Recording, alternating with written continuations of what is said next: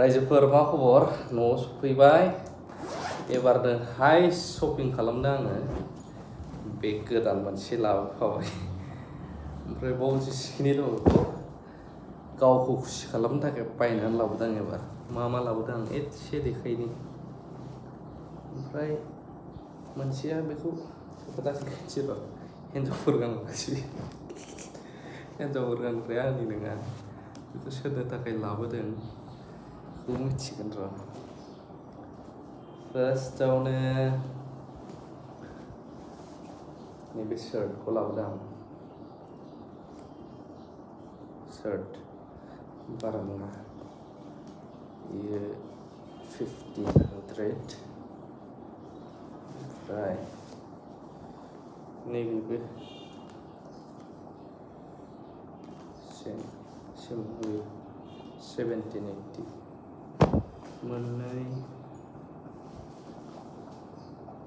मोनथाम गासिबो माने मोनसे जायगायाव हाबनानै लाफ्लांबाय, फसन्द जाजोब्बाय, थिखांजोब्बाय आं बबेखौ लानाय जायो होननानै। थै बेसेबां थांथोंसै होननानै पेमेन्ट खालामबोजोबस्राबाय आं।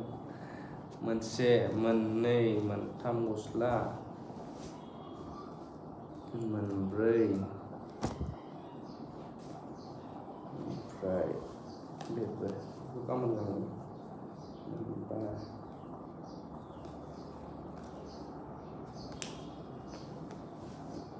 मोनबा, सयथा। बे सिखौ बिराद पसन्द होदों, कुवालिटिया। 7था। बाबाजों आंजों एखे गानखायो नालाय। ओमफ्राय नैबे 8था गस्ला गोजा। 9था गस्ला बायदों आं टटेल आंनि थाखाय। ओमफ्राय बाबायाबो हामखायो नालाय, बाबायाबो गाननो हागोन मालाबा। गासिबो एक्सट्रा प्राइस आरोना। 9था गस्ला बायनानै लाबोदों आं। ओमफ्राय आनैनो मोनसे गिफ्ट होबोबाय। ओमफ्रायहाय नैबे फिमेलफोरनिसो देखायथ'ला आं। फिमेलफोरनि गोसोम आरोना, माबायदि जागोन बेयो। बे थाथोंसै, बेखौ गाबोन गानगोन, बेखौ लास्टआव दोनसै, सोनानै दोनफिनजोबसै। लाइफआव गावखौ खुसि खालामनांगौ, बहुद इन्जयआव थानो हायो। बे आर'नाइया, बेखौ सिगां आब' सना होनायमोन आंनो। आब' सना, ओमफ्राय बे लास्टआव थाथोंसै।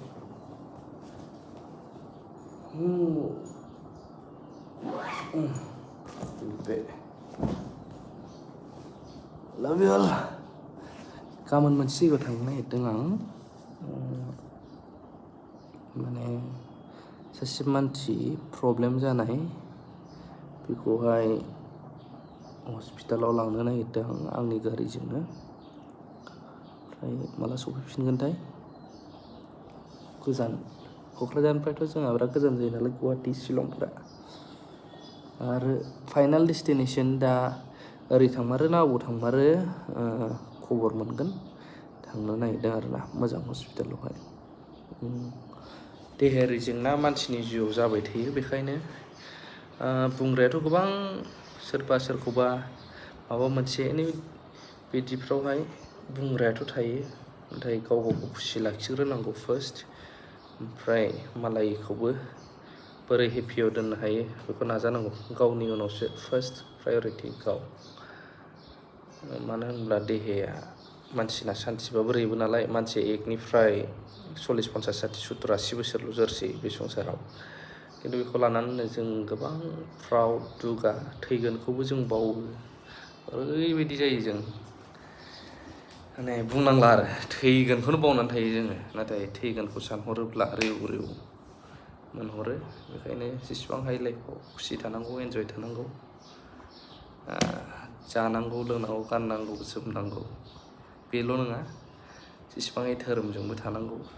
आरो बेफोरखौहाय जास्ट खुगाजोंल' नङा, जेरै आं दा बुंदों गोसो गोरबो मेलेमावसो थानांगौ बेफोर अब्लानो लाइफआव माने खुसि थानो हायो हारसिं फैदों हारसिं थांनांगोन नालाय रावबो लांफानो हाया रावखौबो बेखायनो खुसियै थानांगौ गाव आं बिदि सानो आरोना नोंथांमोना मा सानो शपिं बानायबोबाय आं बेखौ देखायनायनि जाहोनानो जाहैबाय माने गावखौ खुसि लाखिनो हायोब्ला मानो दुखु लाबाय थानो ना सोरबा नोंखौ दुखु होयोबा मायोबा बे मानसिखौ ब्लेम होबाय थानानै बुंबाय थानानैबो लाब गैया मानसिफोरनि सिगाङाव माथो लाब दं गावसो बांसिन दुखु मोनफिनो बेखायनो दुखु होयोबा दुखुआव थाबाय थायोब्लाबो डिप्रेसनाव थाङोबा मा जायो देहाफोर माफोर गाज्रि जालाङो मा जानो बिदि खालामनानै लानानै बिदि स्लाय एन्जय खालाम लाइफखौ मानो होनब्ला दसे समनिल' लाइफ नों हाजार खामाय सानसे समाव जोबलांखागोन नोङो